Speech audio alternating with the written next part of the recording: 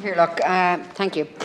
I'm sure many of us saw on Twitter the video of the exchange between the member of Oireachtas and Billboard Chris, a Canadian father of two who has been touring North America and now Europe, engaging in conversations around the use of puberty blockers on children.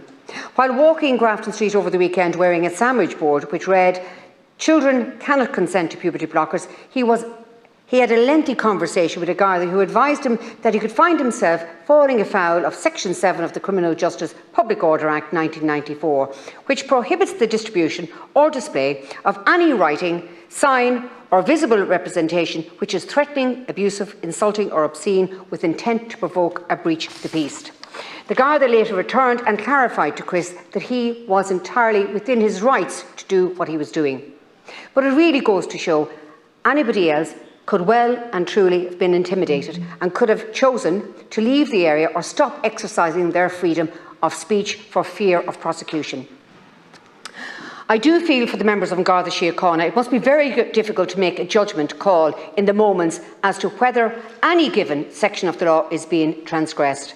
What aids this is having a clear-cut, unambiguous law which have clear tests involved to establish wrongdoing. What makes their job almost impossible is law which is broad and sweeping in nature and which can criminalise almost any behaviour depending on the circumstances in which it occurs and how it is perceived by those around it. Our new hate speech offences bill, of course, falls firmly in the latter category. This kind of thing is exactly what we're talking about when we say that this legislation will have a chilling effect, causing people to self-censor. And it will shut down genuine debate because people will fear arrest or prosecution.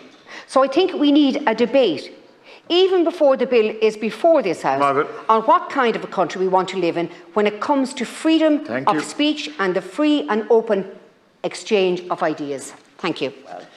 Senator Keogan spoke about the challenges for the Gardaí in enforcing what can be seen as quite broad sweeping legislation, and I am glad that that individual was allowed to demonstrate, as is his right as a person to do that. And I want to commend the Garda for coming back and correcting his position. That was, that was just, I think it's a good characteristic that one can acknowledge that they've made a mistake, they went and sought advice and they've come back and corrected it. So he's to be commended for doing that.